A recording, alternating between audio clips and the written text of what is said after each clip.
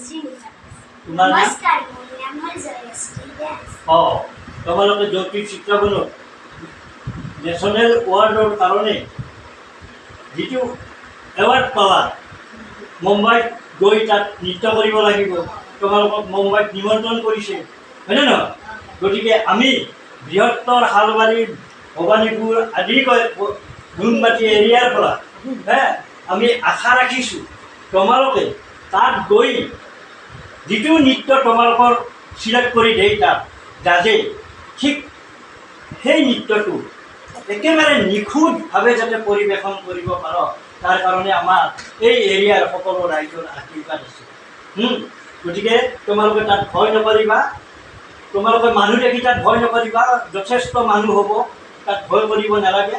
তোমালোকে ইয়াতে ভালকৈ নৃত্যটো অলপ শিকি বুজি ভালকৈ যাবা, তোমালোকৰ ছাৰে ধুনীয়াকৈ বুজাই দিব। গতিকে আমি আশা ৰাখিছোঁ তোমালোকৰ প্ৰথম হৈ যাতে সুনাম অৰ্জন কৰি আনিব পাৰ আমাৰ অসম তথা ভাৰতৰ পৰা। তাৰ কাৰণে মই আমাৰ অৰুণোদয় নাট্যগোষ্ঠীৰ প্ৰযোজক নগেন ডেকাই মোৰ অন্তৰৰ পৰা হিয়া ভৰা আশীৰ্বাদ দিছোঁ। আৰু লগতে এখনি ফুলন গামোচাৰে তোমাক মই এখন ভাষণ জনাইছোঁ। আগতো আমাৰ আইগৰাকীয়ে ভাল নৃত্যত যাতে আহে, তাৰ কাৰণে আমি কিন্তু অপেক্ষা কৰি থাকিম। ধন্যবাদ। বাৰু, তোমাৰ নামটো কি? জয়শ্ৰী। তুমি কি নৃত্য কৰিছিলা? আধুনিক নৃত্য কৰিছিলা, দুজনে একেলগে কৰিছিলা। গতিকে তোমাৰ আধুনিক নৃত্য ছিংগুল কৰিছিলা তুমি। গতিকে ছিংগুল কৰাতে তুমি মানে নেশ্যনেল এৱাৰ্ডৰ মানে এৱাৰ্ডটো তুমিও পাই দিছ। গতিকে তুমি মহাভাগ্যৱান।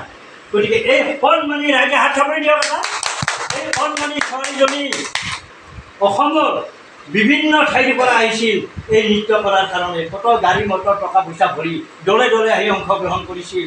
কিন্তু আমাৰ সৌভাগ্য, আজি তোমালোকে যি এই এৱাৰ্ডটো পোৱাৰ যি যোগ্যতা অৰ্জন কৰিছ, তাৰ কাৰণে তোমাক মই সাধাৰণ গামোচা, ফুলান গামোচা এখনেৰে আজি জনালোঁ। আৰু ভৱিষ্যত আমি আশা ৰাখিছোঁ মুম্বাইত পৰা যাতে সুনাম অৰ্জন কৰি আনিব পাৰোঁ, ফাৰ্ষ্ট হৈ যাতে আহিব পাৰোঁ। তোমালোকে এয়াৰপৰ্টৰ পৰা যেতিয়া জালুকবাৰীত নামিবা, তেতিয়া আমি গাড়ী লৈ যাই তোমালোকক সম্ভাষণ কৰি আনিম। ধন্যবাদ।